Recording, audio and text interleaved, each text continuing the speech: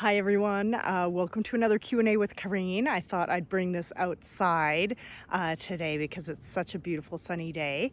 And I'm actually on a trail not too far from our house because I thought that the question that Laura asks is kind of appropriate to be out here. So Laura's question is, how do you deal with deer and not go crazy and get discouraged? So this is a really great question, especially in our state, in beautiful Montana, where there is a ton of wildlife. No doubt deer, I've seen deer back here, I've seen moose back here. And so we, on the one hand, want to encourage wildlife on the land that we are privileged to steward. But on the other hand, we don't want to create a buffet for the deer or the elk or the moose or even the bear. So one of the things that I would recommend first is to get back to your goals. Always start with the goals in terms of whether or not you have the budget or the time or the inclination to actually put up a fence. Because honestly, with the type of wildlife pressure that we have in this area, a fence is actually the only real way to prevent deer or elk from eating stuff. Yes, there are kind of permaculture solutions in terms of planting maybe things that the deer like in one area, so they'll be attracted to that area and won't eat your vegetables or your other trees. But I found that with as much wildlife pressure that we have here, that's just not realistic.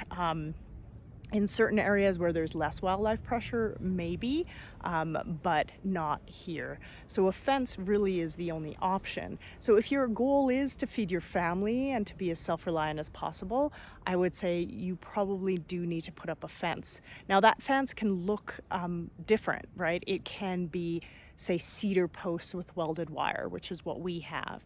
But it can be as simple as green T-posts with welded wire or deer fencing. Depending on where you are and where you live, that might make sense. You know, maybe if you're in the suburbs, you want something a little bit more that looks a little nicer, right? To deal with that social permaculture edge with your neighbors. But if you're in kind of a farm context or a more rural context, you might be able to get away with something a lot simpler and therefore cheaper. I'd also say that if you do have acreage, right, the idea is not to fence everything out. And in fact, we want to encourage wildlife corridors as much as possible, so that if you do have acreage, most of your land, you'd want to dedicate that to encouraging wildlife. And that maybe just a small amount of your land in and around your house is actually fenced. So there are ways in which to balance it. The only other thing that I would say is another option, of course, is to use something like liquid deer fence, which is like this nasty smelling liquid that you can spray on your plants. That's a combination of like blood and eggs and urine, I think, that does keep deer away, for example. But of course, if a lot of what you're growing is edible and you yourself are eating it, that's not really an option, right? So that would only be for if you're putting in native plants that you're not going to be eating. That would be an option for those. But if it's stuff that's edible that you yourself are going to eat, then obviously liquid deer fence is not really good.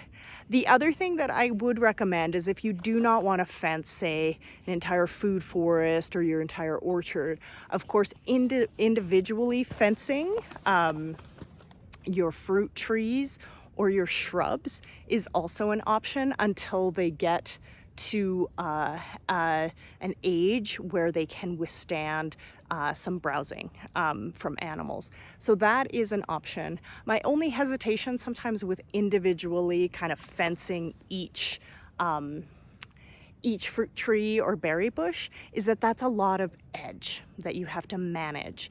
And so, every single individual tree or shrub that you fence around is an edge, rather than fencing the entire food forest.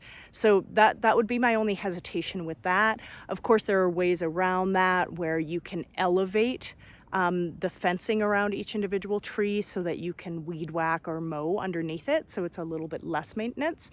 But that is also an option if you don't want to fence your entire property, don't either have the budget or aesthetically you don't like that. That would be something to consider.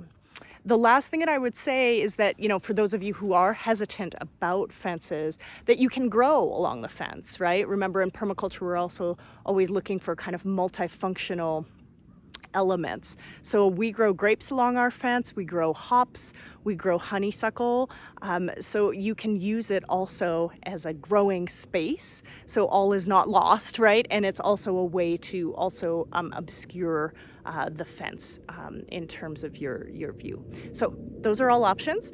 Let me know if you have any questions, and thanks so much for your question, Laura. Bye.